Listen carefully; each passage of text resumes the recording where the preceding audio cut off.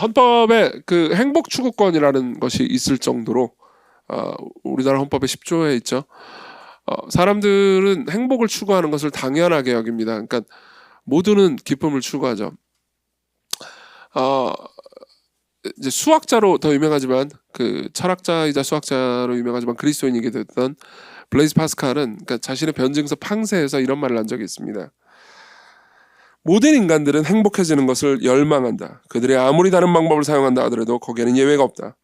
그들은 모두 이 목적을 지향한다. 모든 사람들은 기쁨과 행복을 지향한다는 거죠. 어떤 사람들을 전쟁터로 나가도록 만들고 또 어떤 사람을 거기서 나가도록 만드는 것은 비록 서로의 관점은 다르다 할지라도 이 두 가지 속에 내포되어 있는 동일한 욕구다. 그러니까 어떤 사람은 행복하고 싶어서 전쟁에 뛰어들고요. 어떤 사람은 행복하고 싶어서 전쟁에서 도망친다는 거죠. 인간의 의지는 이 목적을 향해서가 아니면 결코 한 치의 발걸음도 내디디려 하지 않는다. 심지어 목매다가나 죽으려는 사람들까지도 마찬가지다. 예. 그렇죠. 스스로 목숨을 끊는 사람조차도 그러니까 목표는 행복입니다. 어떻게 그게 행복일 수 있습니까? 라고 말할 수 있지만은 아마 스스로 목숨을 끊는 사람은 이렇게 말할 겁니다. 내가 죽고 나서 무엇을 얻게 될지는 알 수 없지만 무엇을 당하지 않게 될 줄은 알 수 있지. 그걸 머릿속으로 계산을 해본 거예요. 그리고 나서 목숨을 끊는 걸 선택한 거죠. 그리고 당연히 이것은 잘못된 선택입니다. 근데 제가 드리고 싶은 말씀은 이겁니다. 그러니까 우리는 종종 그러니까 잘못된 선택을 하는데 잘못된 선택을 하든 올바른 선택을 하든 그 목표는 행복이라는 거죠. 예.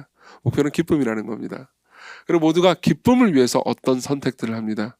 그렇지만 기쁨을 위해서 이게 나를 행복하게 해줄 거야. 이게 나를 기쁘게 만들어줄 거야 라고 선택했던 그것이 사실 더 비참하게 만들곤 하는 것이 인간의 고통이겠죠. 오늘 우리가 읽은 본문을 통해서 우리는 그러니까 기쁨이라는 주제를 발견하게 됩니다. 그러니까 여기서 기쁨이라는 말이 없는 것 같은데 어떻게 그 주제를 발견할 수 있죠? 싶을 수 있지만은 그러니까 이런 겁니다. 예수께서 제자들과 함께 다니셨어요. 근데 그때 요한의 제자들과 바리새인들이 있었습니다. 그리고 그들은 보통 금식을 했습니다. 그렇죠? 19절에 보면 요한의 제자들과 바리새인들이 금식을 하고 있었어요. 그들은 금식을 하고 있는데 사람들이 예수께 와서 말을 합니다. 왜 당신의 제자들은 금식을 안 합니까? 그러니까 예수께서요 아리송한 말씀을 하시죠. 19절 예수께서 그들에게 이르시되 혼인집 손님들이 신랑과 함께 있을 때 금식할 수 있느냐? 신랑과 함께 있을 동안에는 금식할 수 없느니라 이렇게 말하죠. 혼인집에 잔치집에 가면은 뷔페를 먹기 마련입니다. 그때 당시에도 뷔페가 있진 않았지만 잔치집에 가면은 이제 잘 먹고 그리고 흥겹게 축제를 벌이는 게 이 잔치집에 가는 거죠. 저는 그러니까 저희 교회가 청년들이 많은 데다가 제가 이제 목사잖아요. 그러니까 주례를 많이 해가지고 서울 시내 뷔페는 다 먹어봤던 것 같습니다. 진짜예요. 혹시 일부는 청년들이 별로 없지만은 결혼 준비하시는 분들은 저한테 예식장 어디로 고를지 좀 미리 말씀 좀 해주세요. 그 뷔페가 맛이 없는 곳을 자꾸 고르지 마시고요. 그래서 예, 거긴 기쁘죠. 예, 잔치집에 가면은 혼인집에 가면은 항상 음식이 넘쳐나기 마련이고 거기에는 기쁨이 있습니다. 똑같은 이야기가 마태복음에도 기록돼 있어요. 마태복음에도 기록돼 있는데 거기 보면은 이제 우리가 보는 이 19절은 예수께서 그들에게 이르시되 혼인집 손님들이 신랑과 함께 있을 때 금식할 수 있느냐 이렇게 돼 있잖아요. 그렇죠? 근데 마태복음에 보면은 슬퍼할 수 있느냐 이렇게 반문하십니다. 그러니까 사실은 예수께서 길게 말씀하신 것을 마태와 마가 둘 다 압축해서 표현하는 거죠. 그러니까 예수님께서는 이렇게 말씀하신 겁니다. 아니 잔치집에서 혼인집에서 결혼식에서 어떻게 금식을 하냐고 말도 안 된다.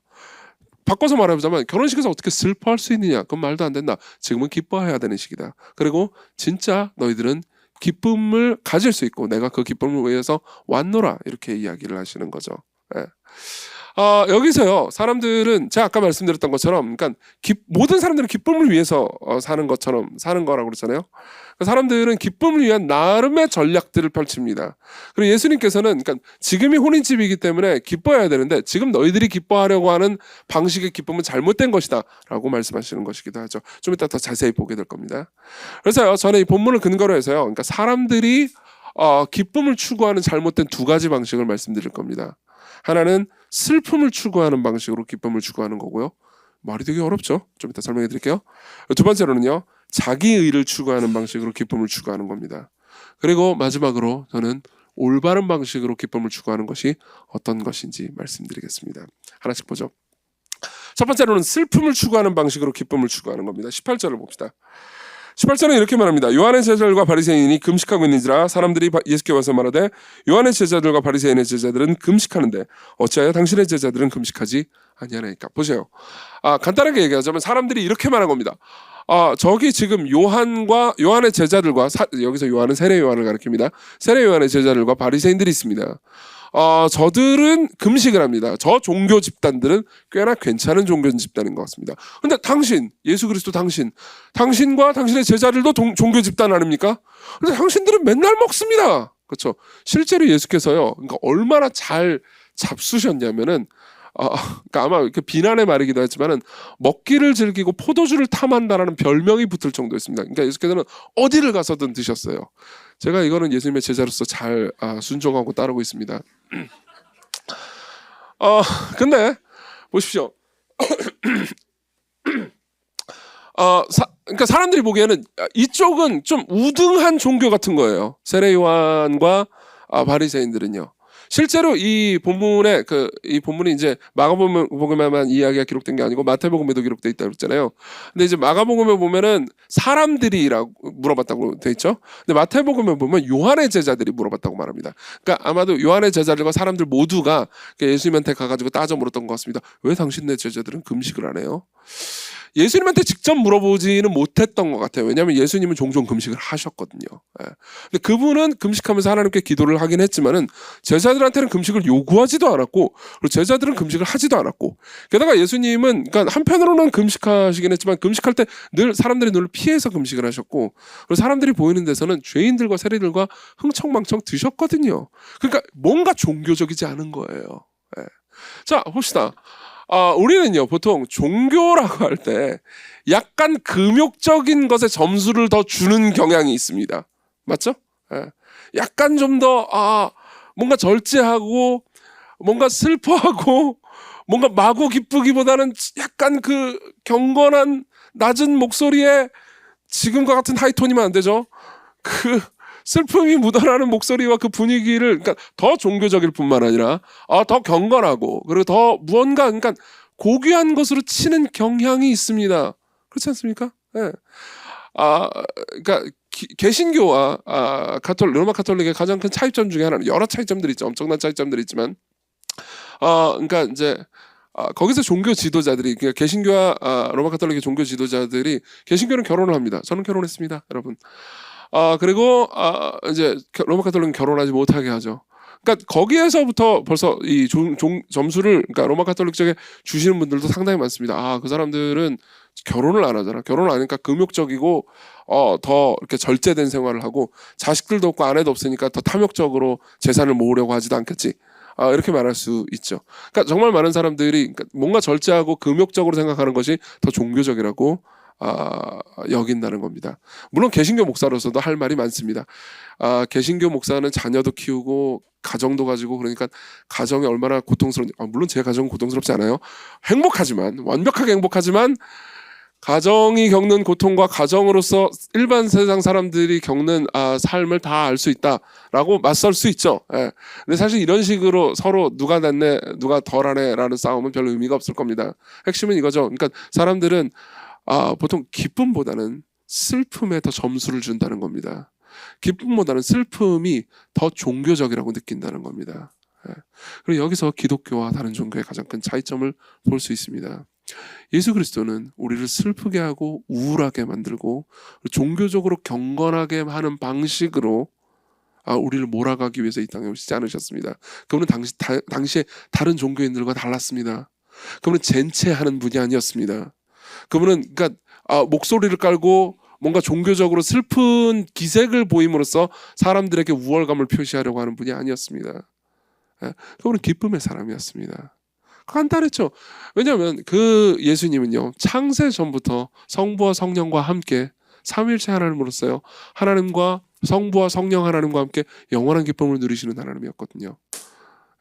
성경에는 예수님이 유머를 썼다는 기록이 없습니다. 아마 거의 없습니다. 그러니까 몇몇 구절들은 예수님의 유머로 해석하게 될 만한 여지가 있는 구절들이 있긴 하지만은 유머가 있다고 명시적으로 기록된 구절은 없습니다. 그러나 아마 예수께서 제자들과 함께 다닐 때 예수님은 여러 유머를 쓰셨을 것이 분명합니다. 그분은 기쁨의 사람이었으니까요. 예. 그분은 사람들에게 종교를 강요하러 오신 것이 아니었습니다. 그리고 정말 많은 사람들이 그러니까 이 지점에서 기독교를 오해합니다. 오해했던 사람 중에 한 명은 마르틴 루터였습니다. 마르틴 루터는 종교개혁자였죠. 그리고 당시에 마르틴 루터는 그러니까 자신이 굉장히 슬퍼하고 고행을 하고 괴로워야만 하나님께서 자신을 받아주실 거라고 오해했습니다. 자, 제가 마르틴 루터가 당시에 고행을 하려고 했던 그 모습을 읽어드리겠습니다. 언제 어디서 절해야 할지 정한 계율, 어떻게 걸어야 하는지 일러주는 계율, 어떻게 말해야 하고 어디를 언제 마야 하는지 일러주는 율법, 식기를 어떻게 집어야 하는지 일러주는 율법이 있었다. 식기를 어떻게 집어야 되는지 어떻게 수도사들은 몇 시간마다 자신이 기거하는 작은 방을 떠나 예배당에 가서 예배를 드려야 한다. 한밤중에 올리는 아침 기도를 시작하여 아침 6시에 또 한 번, 9시에 또 한 번, 12시에 또 한 번 올리는 식으로 예배를 올렸다. 그런가 하면 수도사들은 삶을 다 바쳐 하늘로 이어진 가파른 사다리를 올라갔다. 그들은 거친 속옷을 입으며 추운 겨울에도 온몸으로 지내는 것이 하나님께 영광을 돌리는 일이라고 생각했다. 루터는 종종 사흘씩, 한 번에 사흘씩 빵이나 물에도 전혀 입을 대지 않았다. 예. 그래서 루터의 모습이 어떻겠습니까? 보여주세요. 네.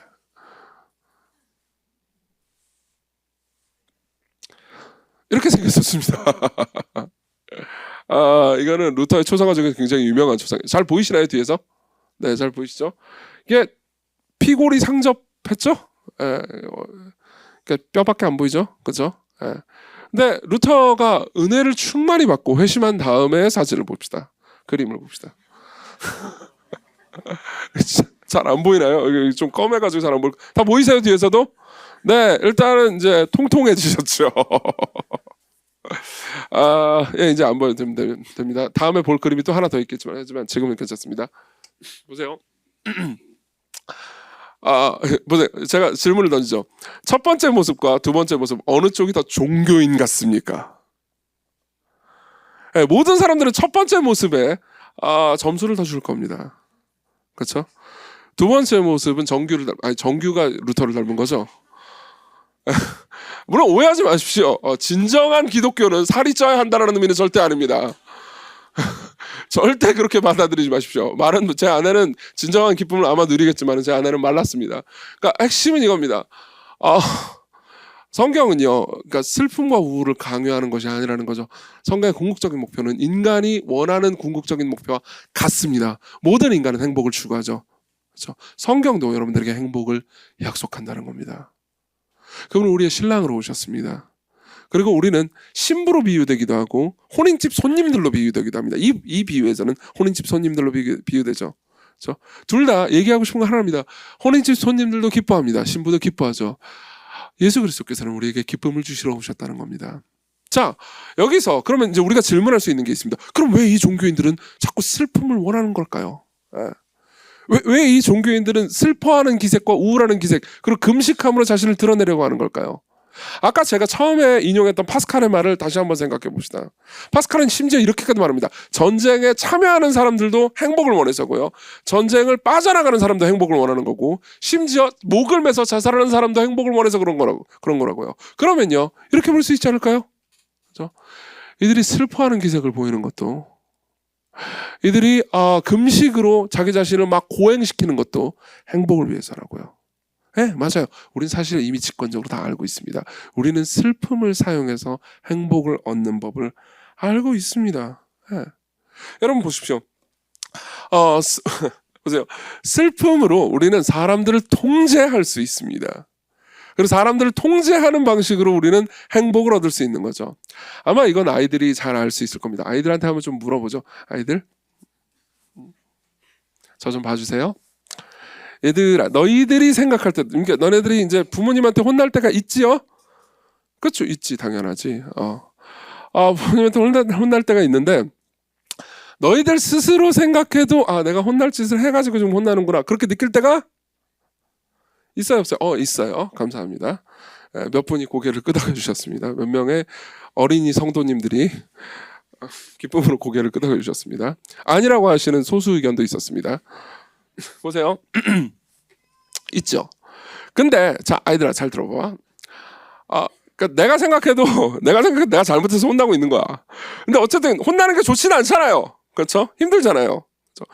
그래서 그 상황을 모면하기 위해서 엄마한테, 그러니까 혹은 아빠한테 덜 혼나기 위해서 울어버린 적이 있죠.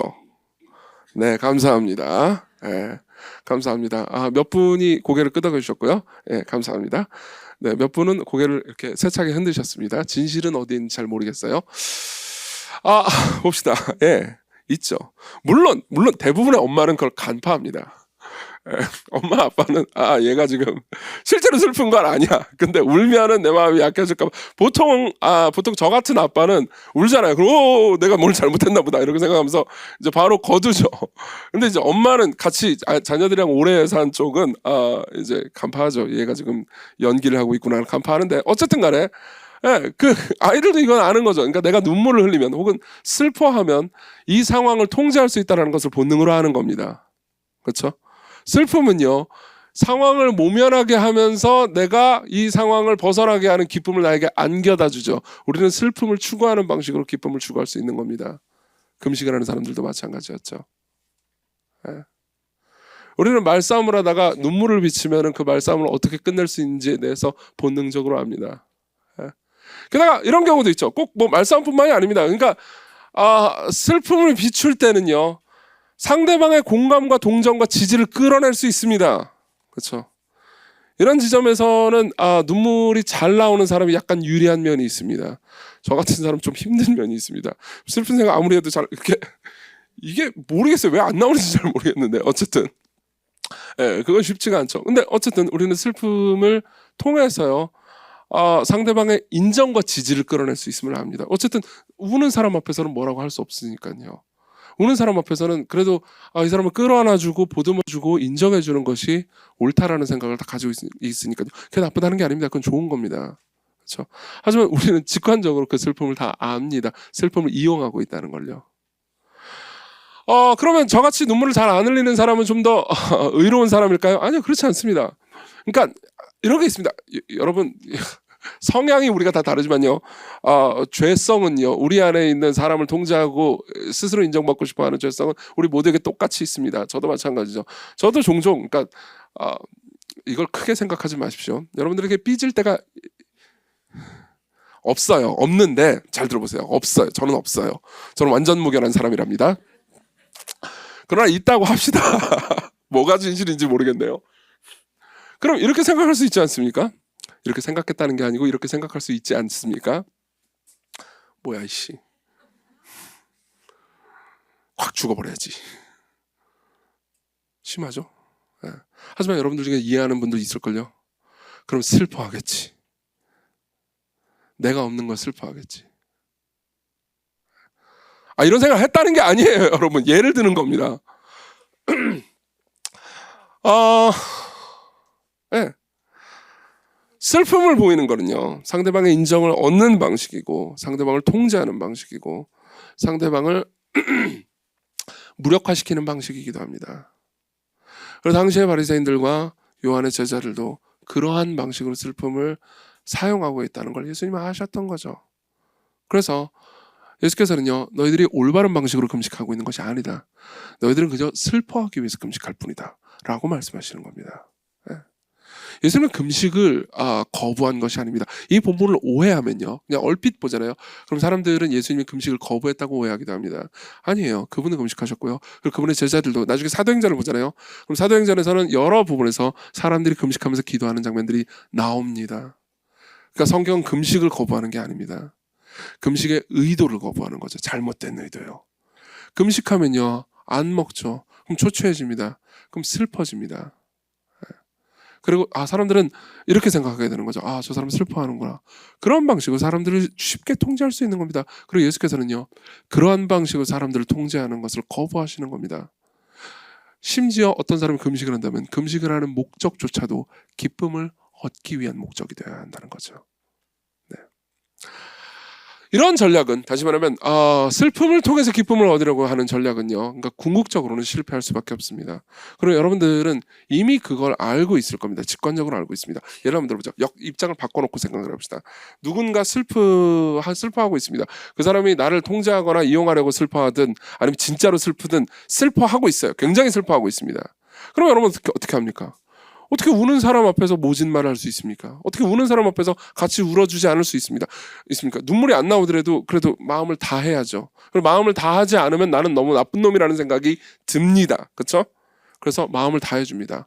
꼭 이렇게 그러니까 뭐 저급한 의도가 아니라 하더라도 정말로 상대를 위로해주고 싶잖아요. 그렇죠? 근데 위로를 합니다. 위로를 해요. 하고 또 합니다. 그렇지만요. 계속해서 하다 보면 진짜 내 모든 것들이 다 공감되지 않는 상황에서 위로하다 보면 이런 생각도 듭니다. 지금 이 친구를 만나가지고 위로하는 시간이 끝나면 빨리 가서 차돌짬뽕을 먹으러 가야지. 자, 우리는 이런 생각을 해본 적이 있죠. 그럼 역으로요. 내가 슬퍼하고 있을 때 상대방이 내 앞에서 공감해 줄 때도 상대방도 같은 생각을 할 수 있으리라고 생각할 수 있지 않을까요? 무슨 말이냐면요. 그러니까 사람들의 위로가 다 무의미하고 한계가 있다는 얘기를 강조하고 싶은 게 아닙니다. 사람들의 위로는 소중합니다. 그리고 여러분들은 서로 위로해 주어야 합니다. 성경도요. 사람들의 위로가 필요하다고 말합니다. 로마서는요. 우는 자들로 함께 울라라고 명령해 주고 있어요. 사람들의 위로는 꼭 필요하고 성경은요. 그러니까 하나님의 위로만 받아라. 사람의 위로 따는 그냥 슬퍼하지 마. 이렇게 얘기하고 있는 게 아닙니다. 그렇지만 사람들의 위로로 궁극적인 위로를 얻고자 하는 방법은요. 실패할 수밖에 없다는 거죠. 생각해보세요. 제가 사람들을 슬프게 만들어야 되겠어. 내가 삐졌어. 교인들한테 삐졌어. 내가 죽어버려야지. 그러면 슬퍼하겠죠. 그렇죠. 목사가 죽으면 얼마나 슬퍼하겠습니까? 그렇죠?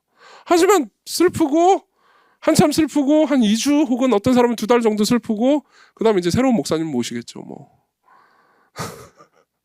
제가 너무 비꼬면서 얘기했나요?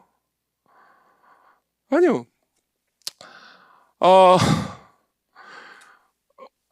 저뿐만 아니라 여러분들 모두 사실은 그러니까 사람이 우리에게 주는 직관적인 위로가 참으로 위로가 된다는 것을 암과 동시에 그것이 가지고 있는 한계가 있다는 것을 다 알고 있다는 얘기를 하고 싶은 겁니다.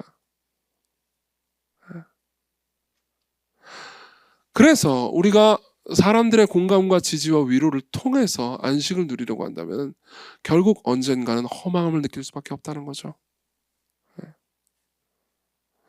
그때 사람들은요, 바리새인들과 요한의 제자들은 나름 마음속 깊은 곳에서 내가 가지고 있는 슬픔을 사용해서 사람들을 조종하는 법을 알았고요. 그걸 통해서 위로를 얻으려고 했습니다. 근데 예수님은요, 그러한 방식의 종교를 우리에게 가져다 주기로 오신 것이 아니었습니다. 첫 번째로 넘어가죠. 자기 의를 추구하는 방식으로 기쁨을 추구하는 겁니다. 18절을 다시 한번 깊이 묵상해 보면은 18절이 사실 굉장히 중요한데요. 깊이 묵상해 보면 이런 구간을 볼 수 있게 됩니다. 요한의 제자들과 바리새인이 금식하고 있는지라 사람들이 예수께 와서 말하되 요한의 제자들과 바리새인의 제자들은 금식하는데 어찌하여 당신의 제자들은 금식하지 아니하나이까. 여기는 일종의 패턴이 있습니다. 이거는 인류 역사상 교회에서 늘 있었던 패턴이죠. 여기서 금식을 빼고 다른 어떤 것을 집어넣든 똑같습니다. 왜 저 사람들은 예배에 뭐뭐를 참석하는데 왜 당신은 뭐뭐를 참석하지 않습니까? 왜 저 사람들은 무엇을 하는데 뭐 기도를 하고 11조를 하는데 왜 당신은 11조를 하지 않습니까? 물론 그러니까 이런 말이 다 잘못됐다는 의미는 아닙니다. 예배에 참석하셔야죠. 그리고 11조를 해야죠. 뭐 또 뭐가 있을까요? 기도를 해야죠. 그리고 성경 읽기도 해야죠. 그렇죠? 그리고 다른 사람들을 돕는 구제도 해야 됩니다. 그 모든 것들을 하는 건 좋습니다. 그걸 하는 게 잘못됐다는 건 아닙니다. 근데 그걸 하라고 말하는 것도 잘못된 게 아닙니다. 그렇죠? 정당한 거죠. 그건 성경의 명령이기도 하니까요. 근데 동기가 문제인 겁니다. 왜 이 사람은 하는데 너는 안 하냐죠. 그렇죠? 자, 이 얘기를 듣고요. 예수님은요, 항상 그 사람이 어떤 말을 하는지 마음에 가장 깊은 것을 간파해내십니다. 듣고 나서 혼인집 손님들이 신랑과 함께 있을 때 절대 슬퍼할 수 없다. 라고 말씀하신 다음에요. 그 다음에 알쏭달쏭한 말씀을 하십니다. 자, 21절, 22절을 보죠. 생배 조각을 낡은 옷에 붙이는 자가 없나니 만일 그렇게 하면 기운 새 것이 낡은 그것을 당겨 헤어짐이 더하게 되느니라. 새 포도주를 낡은 부대에 넣는 자가 없다니 만일 그렇게 하면 새 포도주가 부대를 터뜨려 포도주와 부대를 버리게 되리라. 오직 새 포도주는 새 부대에 넣느니라 하시니라. 자, 굉장히 알쏭달쏭한 말씀이죠. 그리고 이 말을 새 포도주는 새 부대, 이 말은 되게 유명한 말이기도 합니다. 여러분들이 그러니까 기독교인이 아닌 분들도 이 말을 들어보신 적이 있을 겁니다. 그래서 새 포도주는 새 부대, 이 정권이 바뀌었으니까 시스템도 바뀌어야지 뭐 이런 식으로 많이 씁니다. 근데 물론 예수님의 의도는 전혀 그런 게 아니었습니다. 그거와 아무런 상관이 없었어요. 자, 포도주는 뭘까요? 물론 포도주는 보통 이제 결혼식 잔치집에 흔히 있는 일이었습니다. 예수께서 행하신 최초의 기적도 포도주로 만든 거였죠.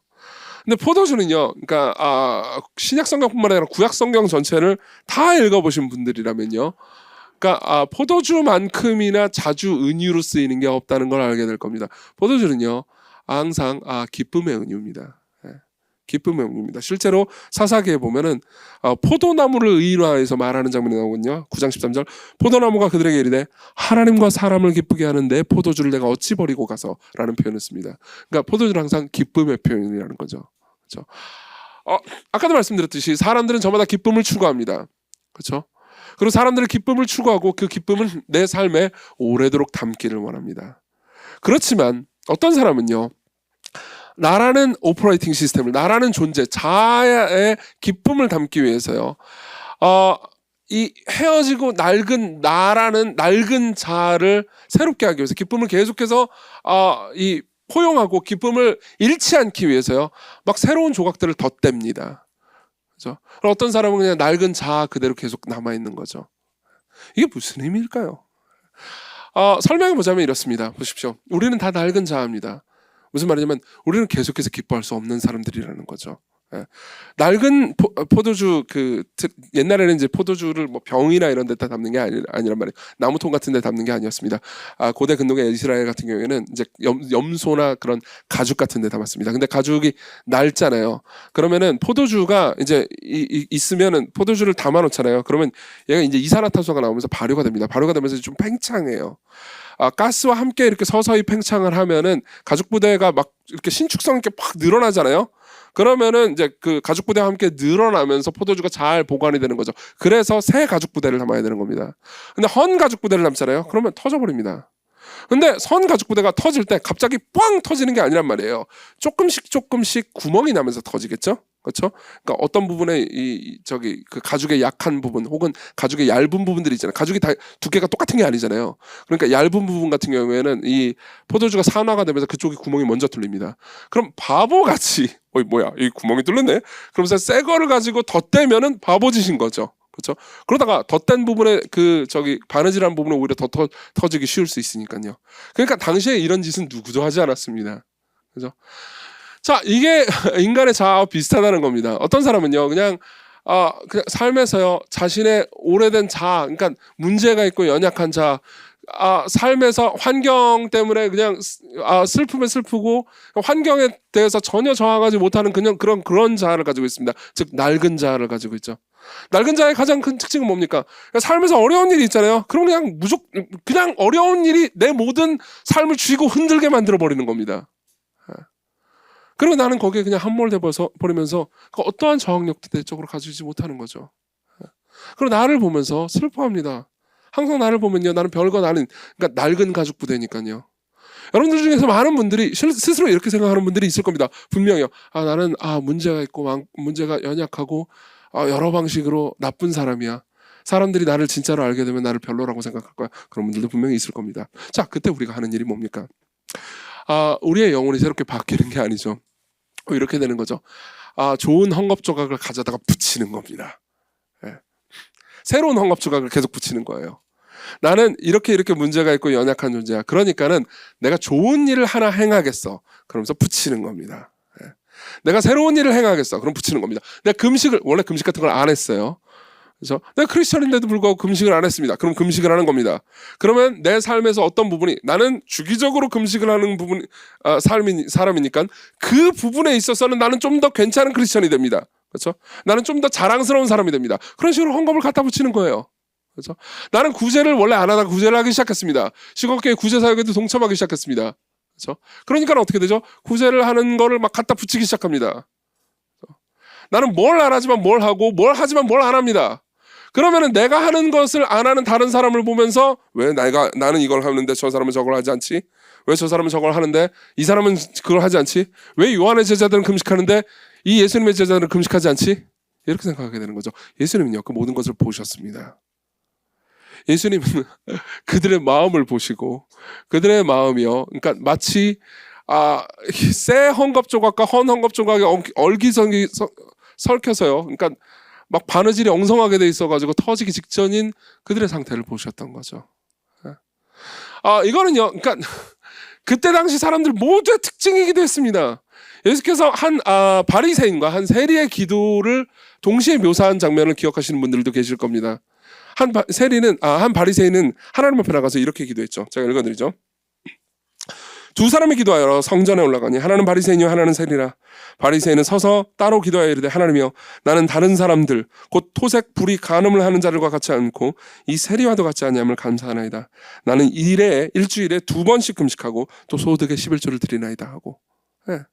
다시 말하면 이런 거죠. 저 세리 죄인들은 11조도 안 하고 뭐 금식도 안 하고 그러는데 나는 일주일에 2번씩 금식하고 그리고 소득의 11조도 하고 게다가 막 이런저런 막 토색 간음 불의 같은 것들을 저지르는 거하고 전혀 상관이 없습니다. 바꿔서 말하면 뭐죠? 저놈들이 저지르는 나쁜 짓을 나는 저지르지 않고 그리고 저놈들이 하지 않는 좋은 일을 나는 합니다. 그렇죠? 근데 예수께서 보시기에는 어떤 거죠? 그냥 헌 가죽 부대입니다. 거기에다가 뭐 11조라는 예쁜 헝겊을 하나 딱 갖다 붙인 겁니다. 금식이라는 좀 금빛 나는 헝겊을 갖다 붙인 거죠. 그렇죠? 근데 여전히요, 지저분한 겁니다. 여전히 약합니다. 여전히 터져버리기 직전이죠. 왜 그때 당시 일주일에 2번씩 금식했는지 아십니까? 이건 알게 되면 되게 재미있습니다. 당시에 일주일에 2번씩 금식을 할 때요, 사람들은 둘째 날과 다섯째 날에 금식을 했습니다. 일주일에요. 그러니까 지금으로 치면은 아마 화요일과 금요일 혹은 화요일과 목요일 이렇게 기도를 했어요. 화요일과 금요일입니다. 화요일과 금요일 날 금식 기도를 했던 거죠. 근데 화요일하고 금요일 날 금식 기도를 했던 데는 이유가 있습니다. 왜냐면 그날 장날이었거든요. 장날 아십니까? 요즘 분들은 장날을 모르실 수 있습니다. 그러니까 예전에는, 지금이야 이마트 가면 모든 걸 살 수 있지만 옛날에는 장을 열리는 5일장이니 7일장이니 뭐 이런 게 있었어요. 그래서 장날에 모이면 모든 사람들이 와가지고 이제 시장을 엽니다. 그럼 거기서 금식을 하고 있는 거예요. 그럼 금식을 누구를 향해서 하고 있는 겁니까? 금식을 통해서 사람들의 인정을 받고 싶었던 거죠. 그렇죠? 그럼 사람들은 말합니다. 저 사람은 저렇게 금식을 하네. 왜 금식을 하시나요? 제가 너무 죄악됐어요. 무슨 죄를 저질렀는데요? 사람들을 미워하는 마음을 가졌습니다. 그러면 사람들은 생각하는 거죠. 나는 사람들을 맨날 미워하면서도 죄책감 하나도 없는데 저 사람은 사람들을 미워하는 마음을 가지는 것 때문에 죄책감을 저렇게 느끼면서 금식까지 할 정도로 훌륭한 종교인이구나 라는 인정을 받고 싶은 마음에서 거기 서 있는 거예요. 재밌지 않습니까? 예수께서 보실 때 그들의 마음을 못 알아보실 수가 있었겠습니까? 그렇지 않았죠.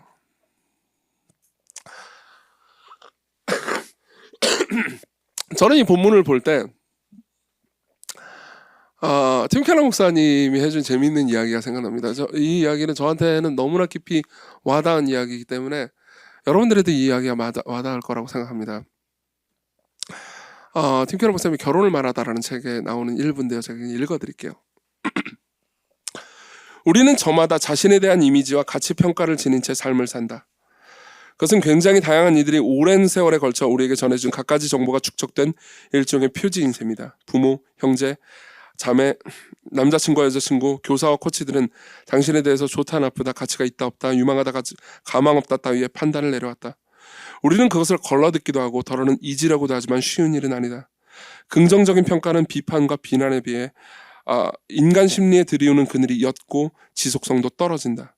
반면 누군가의 말을 통해서 받은 상처는 잘 지워지지 않는 흔적을 남긴다. 따라서 그렇죠. 여러분들이 칭찬을 받을 때는 잘 까먹잖아요. 그렇죠? 그리고 계속해서 칭찬을 원하잖아요. 근데 누군가 따끔한 그러니까 나에 대해서 나쁜 평가를 내리잖아요. 그러면 지워지지 않는 상처를 남깁니다. 따라서 자아상은 여러 층으로 이루어지며 상당 부분은 모순적이다. 그것은 일관된 흐름 없이 얼기설기 엮여있기 일수다. 자아상이라는 것을 눈으로 볼 수 있다면 마치 프랑켄슈타인처럼 전혀 어울리지 않는 조각들을 이어붙인 괴물의 형상을 하고 있을 것이 분명하다. 저는 이 마지막 문장을 굉장히 좋아합니다. 프랑켄슈타인 한번 볼까요? 아세요, 프랑켄슈타인? 아이들 귀여워요? 귀여워요. 어떤 사람은 징그럽죠. 진짜 프랑켄슈타인 사진을 보여주려다가 애들이 놀랄까봐 애들이 놀랄까봐 귀여운 거 찾느라 고생을 했습니다. 보세요. 프랑켄슈타인이 이렇게 생겼습니다. 정확히 말하면 프랑켄슈타인이라는 작품을 나중에 한번 보십시오. 이건 19세기의 소설입니다. 프랑켄슈타인은 이 괴물을 만든 박사의 이름이에요. 몰랐죠? 그리고 이 괴물의 이름은 크리처입니다. 그 박사가 만든 창조물이죠. 크리처는 뭐 이렇게 만들었어요. 그냥 꺼주셔도 됩니다. 프랑켄슈타인은 어떻게 돼 있습니까? 그러니까 여러 어울리지 않는 헝겊들이나 조각들이나 부품들이나 이런 것들이 막 실로 막 꼬매져 있죠. 그러면서 이러고 움직입니다. 그죠? 저는 이 책의 이 부분을 읽고 바로 프랑켄슈타인을 찾아봤습니다. 그리고 프랑켄슈타인만 찾아봤겠어요. 프랑켄슈타인 영화도 봤겠죠. 프랑켄슈타인 영화는 대체로 공포 영화고 저는 공포 영화 별로 좋아하지 않기 때문에 전 왜 내 돈 내고 무서움을 겪어야 되나 싶어가지고 잘 안 좋아하거든요. 근데 봤죠. 근데 저는 프랑켄슈타인이 그토록 슬픈 영화인지 몰랐습니다. 예. 보세요. 여러분들이 삶을 살아갑니다. 여러분들이 자아를 거울로 보기 시작합니다. 그러니까 물리적 거울 말고요. 여러분들이 스스로 자기 자신을 보기 시작해요. 예. 그리고 여러분들은 여러분들 자신이 마음에 들지 않습니다. 혹은 마음에 든다 하더라도 밖에 나가는 거죠. 밖에 나가가지고 사람들하고 대화를 하면서 사람들이 여러분들에게 대해서 평가를, 그것도 안 좋은 평가를 하면은 여러분들은 자기 자신이 마음에 들지 않습니다. 마음에 들지 않으면 어떻게 하죠? 사람들이 여러모로 충고를 하죠. 이 부분을 고쳐봐. 그럼 좀 더 나아질 거야. 그리고 저 스스로도 이 부분을 고치면 나아지지 않을까? 라는 생각이 듭니다. 그러면은 여러분들이 바늘과 실을 따내죠. 그러면서 자기계발서를 펼칩니다. 그러면서 나는 이 부분을 고치면은 괜찮아질 거야. 그러면서 금식을 좀 해보면은 내가 나아지겠지. 그러면서 금식이라는 바늘과 실로 이렇게 헝겊을 갖다 붙이는 거죠. 여러분들은 프랑켄슈타인이 됩니다. 그러다가 누군가 와가지고 그 새로운 헝겊은 꽤나 마음에 들어 라고 평가를 해주는 거죠. 그럼 여기에 다 하트 스티커를 딱 붙이는 겁니다. 그럼 예뻐질까요? 징그러워질까요?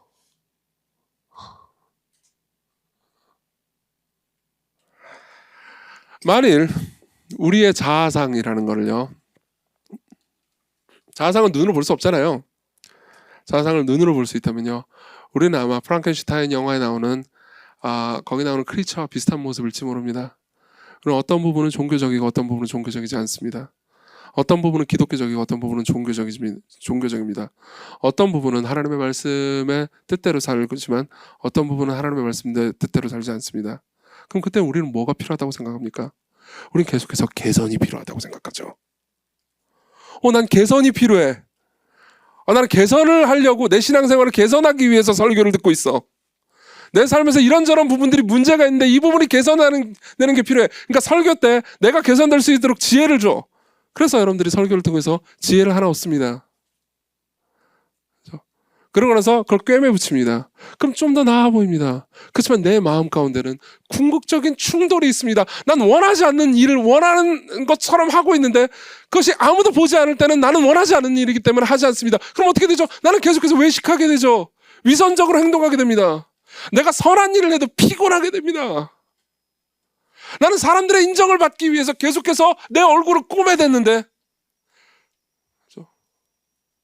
내 자신에게는 만족이 없는 거죠. 나는 기쁨을 추구했지만, 자기 의를 계속해서 덧붙이면서 기쁨을 추구했지만은 항상 기쁨이라는 포도주는 내 안에서 터져버리고 더 이상 남아있지 않습니다.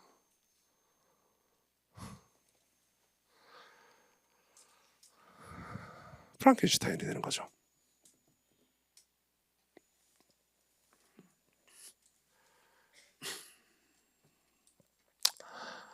마지막입니다. 19절을 봅시다.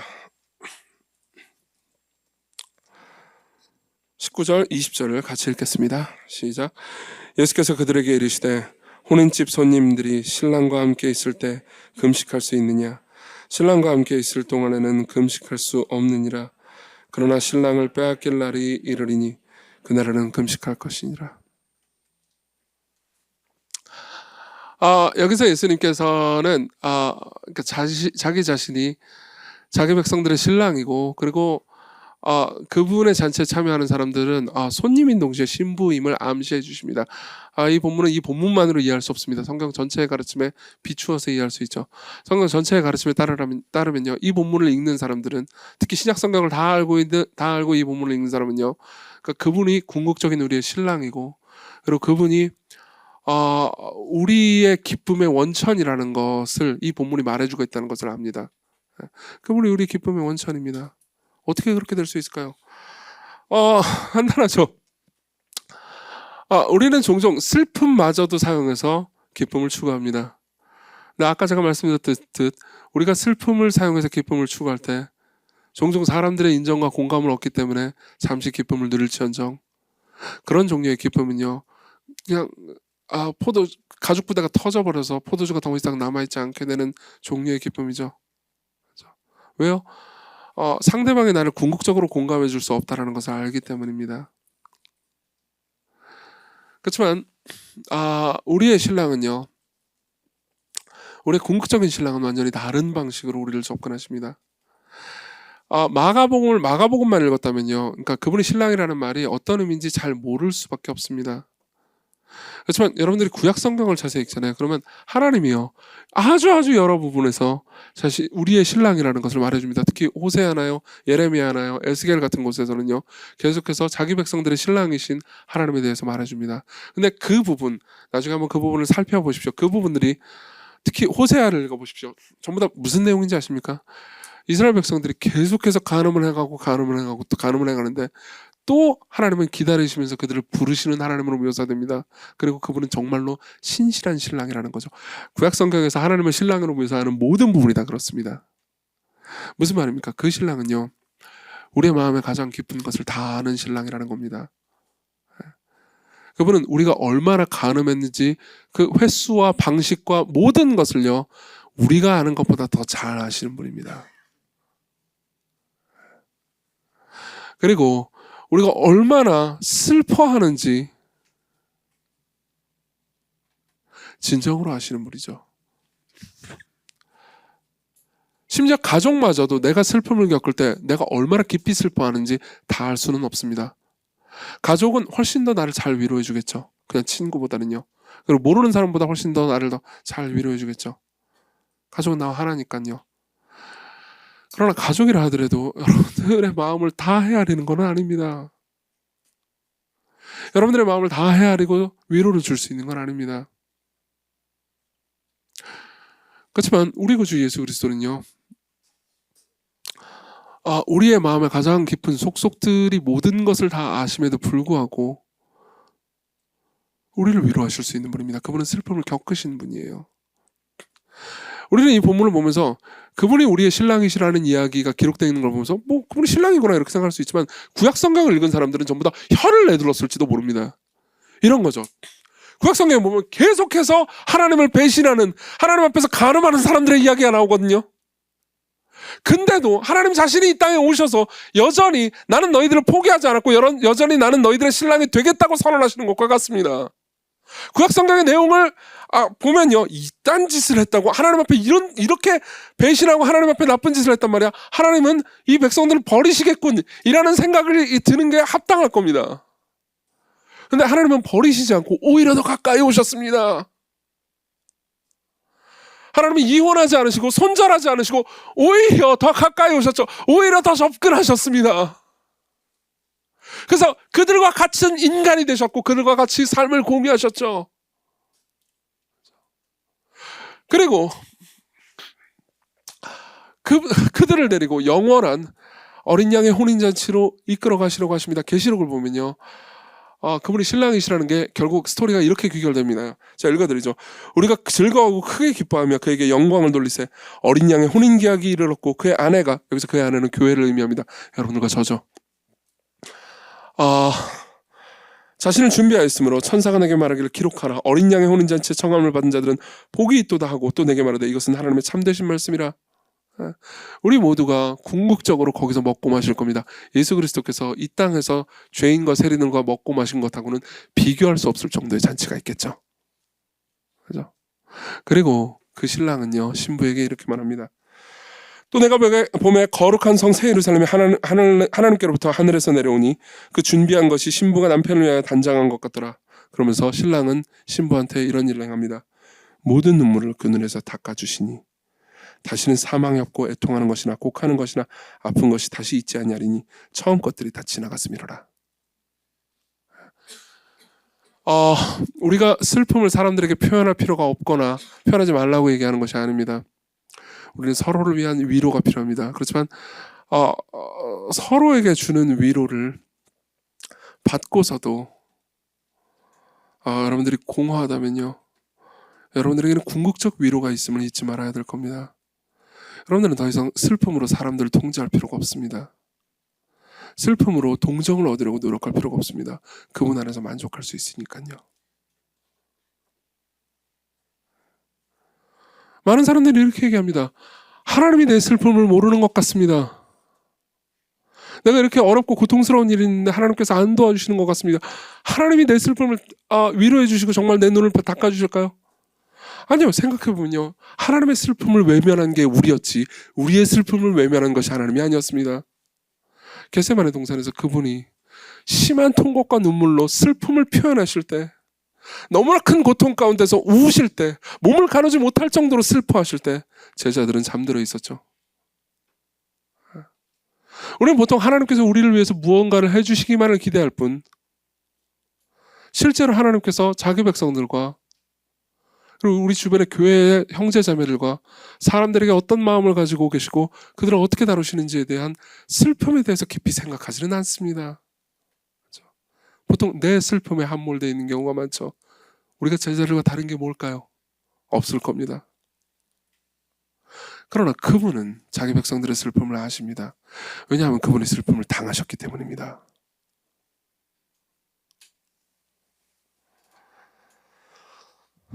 그리고 그분은 우리에게 새로운 옷을 주십니다. 우리의 헌 가죽 부대 혹은 덕지덕지 새로운 헝겊들이 붙어있는 프랑켄슈타인 같은 가죽 부대가 버려지고 완전한 새 마음, 새 옷, 새 의를 주신다는 거죠. 이걸 성경적으로도 설명해 보고요, 그리고 비유적으로도 설명해 보겠습니다. 성경적으로 이렇게 말해줍니다. 이 가죽부대 이야기 마치고요, 이 동일한 개념의 이야기를 사도 바울은 이런 식으로도 표현해 줍니다. 하나님이 죄를 알지도 못하신 이를 우리를 대신하여 죄로 삼으신 것은 우리로 그 안에서 하나님의 의가 되게 하려 하심이라. 이거를 사도 바울은 또 다른 방식으로 이렇게도 표현합니다. 누구든지 그리스도와 합하기 위해 세례를 받은 자는 그리스도로 옷 입었느니라. 자, 이게 무슨 말인지 설명해 드릴게요. 예수님이 우리의 옷이라는 겁니다. 우리는 더 이상 덕지덕지 붙은 옷을 가지고 있는 게 아닙니다. 나의 자아상 중에 괜찮은 부분, 좀 때가 덜 탄 부분을 막 이렇게 막 반들반들 닦아가지고 자기 자신을 그러니까 입증하거나 자랑하려고 애쓸 필요가 없다는 겁니다. 그분이 우리에게 새 마음, 새 능력, 새 힘, 새 옷을 주십니다. 무슨 말이냐면요, 우리가 그분께로 나아간다면, 그분이 우리의 모든 것이 된다면요, 우리가 그분을 정말로 신뢰한다면 하나님께서는요, 우리를 예수님이 깨끗한 만큼 깨끗한 존재로 보십니다. 옷은 내 몸의 모든 것을 덮습니다. 제 몸은 더러울지도 모르죠. 그렇죠? 그렇지만 지금 제가 입고 있는 이 와이셔츠나 이거는 깨끗합니다. 빨았거든요. 예. 깨끗합니다. 그러니까 여러분들은 제 몸 안에 어떤 더러운 때가 있어도 지금 저를 보면서 그 때를 볼 수 없죠? 마찬가지입니다. 우리가 문제가 있어도 그분은 자기 자신의 의로 우리를 덮어주십니다. 그것을 정말로 이해하게 된다면 우리는 자기 방어에 급급하지 않게 됩니다. 무슨 말이냐면요, 선한 행동을 나를 입증하기 위해서 하는 거지, 원래는요, 선한 행동을 좋아서 한 건 아니었거든요. 근데 이제 더 이상 사람들과 하나님 앞에서 나를 입증하고 나를 변호하고 자기 변호에 급급할 필요가 전혀 없습니다. 그분이 나를 순결한 신부로 보시거든요. 그분이 나를 완전한 존재로 받아들여 주십니다. 그렇기 때문에 나는 그분을 사랑하기 때문에 그분을 따를 의무만 남는 거지, 그분에게 굳이 잘 보이기 위해서 나를 조종할 필요가 없습니다. 사람들한테도 마찬가지죠. 서서히 자기 방어와 자기를 입증하려고 하는 노력이 죽어가기 시작합니다. 여러분들은 더 이상 실을 꼬매가지고 여러분들의 자아상을 붙이지 않습니다. 여러분들은 계속해서 인정받게 되죠. 자, 이걸 제가 성경적으로 표현했고요. 이걸 비유적으로도 표현해 보겠습니다. 프랑켄슈타인 이야기로 돌아가죠. 프랑켄슈타인의 신부라는 옛날 영화가 있습니다. 1930년대 영화니까 옛날 영화라고 볼 수 있죠. 유튜브에 치면 나옵니다. The Bride of Frankenstein 해가지고 그 영화를 보면요, 중반부에 보면 한 44분쯤 장면입니다. 어제도 봤어요. 어제도 보면서 제가 예화를 얘기하려고 보면서 그 부분에서 눈물이 나더라고요. 프랑켄슈타인이 말씀드렸던 것처럼 막 덕지덕지 붙어 있습니다. 막 실로 다 꼬매져 있죠. 그리고 사람들은 프랑켄슈타인을 죽이려고 합니다. 정확히 말하면 프랑켄슈타인의 크리처요. 그 괴물이요. 괴물을 죽이려고 합니다. 근데 그 괴물이요, 이제 어느 오두막으로 들어가요. 오두막으로 들어갔는데 누구든 프랑켄슈타인 괴물을 보잖아요. 그럼 다 도망가 버려요. 거기 보면 이제 아이들이 막 괴물을 보고 깍 하면서 도망가는 장면들이 꽤 많이 나옵니다. 도망갑니다. 근데 프랑켄슈타인이 오두막 하나로 들어갑니다. 근데 거기에는 노인 하나가 있어요. 그리고 노인이 어떤 사람이냐면 눈이 안 보이는 사람이에요. 그리고 프랑켄슈타인은 말을 못합니다. 오 이렇게 말해요. 말을 못합니다. 인조인간이거든요. 근데 말을 못해요. 그러니까 노인이요, 프랑켄슈타인을 보더니, 보진 못하죠. 그냥 있는 것만 하는 거죠. 너는 말을 못하고 나는 볼 수가 없으니까 우리 둘 다 문제가 있네. 그러니까 우리는 친구가 될 수 있어. 그러면서 잘해줍니다. 프랑켄슈타인을요, 그러니까 귀한 친구로 대접하기 시작하죠. 귀한 존재로 받아들여줍니다. 그래서 맛있는 걸 주기도 하고요. 그리고 바이올린을 켜가지고 막 음악을 들려주고 즐겁게 해줍니다. 프랑켄슈타인 괴물은요, 단 한 번도 인생에서 이런 경험을 한 적이 없죠. 그리고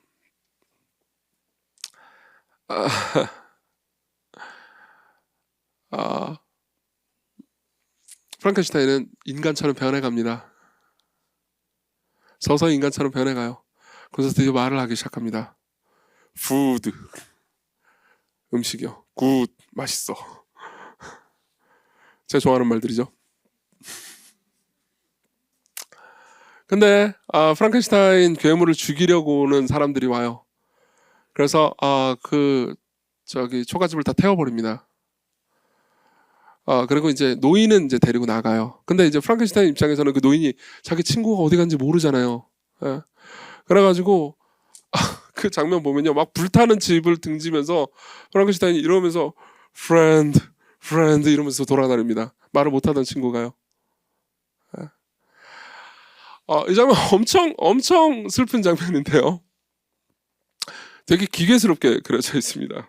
혹시 나중에 보고 싶으신 부분은 제가 이 부분만 이렇게 링크를 해가지고 올려드릴게요. 저는 어쩌면 지금도 그럴 수도 있겠죠. 저는 종종 프랑켄슈타인 괴물 같습니다. 저는 목사입니다. 그렇기 때문에 사람들에게 잘 보여야 됩니다. 저는 저라는 사람이 있고 저라는 사람됨이 있어요. 근데 여러분들 모두는 목사는 이래야 한다라는 무언가가 있지 않겠습니까? 그렇죠? 저도 그것을 직관적으로 알고 있습니다.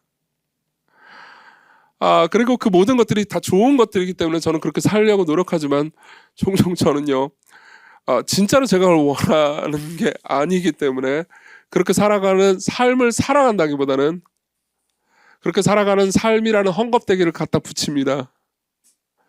내 영혼 안에서 열매가 맺히기보다는 어디서 열매를 가지고 와가지고 본드로 붙여놓은 것과 똑같은 거죠.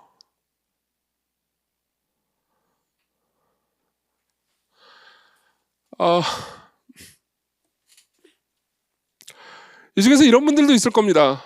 사실은 마음이 약한 겁니다. 근데 마음이 약한 대로 사람들을 친절하게 대하면 사람들이 나를 깔보고 우습게 여긴다라는 걸 아니까는 일부러 기센 척을 하는 사람도 있을 겁니다. 여러분들은 기센 헝겊을 갖다 붙인 겁니다. 그럼 여러분들은 행복해지셨나요? 그래서 행복해지셨나요?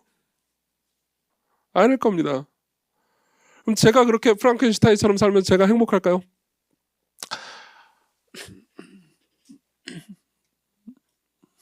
예수 그리스도가 여러분들에게 주시는 것은 단순한 개선이 아닙니다. 여러 새로운 헌법 조각들이 아닙니다. 그분은 자신을 주십니다. 그분은 새 마음을 주십니다. 여러분들이 만일 인생에서 여러 조언들과 개선을 얻기 위해서 교회에 왔다면 여러분들은 번지수를 잘못 찾은 겁니다. 그분은 그보다 더 나은 것을 주실 수 있습니다. 그분은 새 마음과 새 능력과 새 힘과 무엇보다 자기 자신이라는 좋은 옷을 주실 수 있습니다. 여러분들은 선행이라는 열매를 따다 붙이는 것이 아니고 선행을 즐거워하는 사람이 될 수 있습니다. 그분이 여러분들을 있는 그대로 받아주십니다. 여러분들이 있는 그대로 받아주시되 새로운 마음을 심어주셔서 여러분들이 서서히 하나님의 뜻대로 살아갈 수 있도록 이끌어주십니다. 여러분들은 더 이상 금식이나 다른 방식으로 자신을 괴롭게 하는 방식으로 자기 방어를 펼칠 필요가 없습니다. 자유롭고 싶지 않으십니까? 그리스도께로 오십시오. 기도합시다.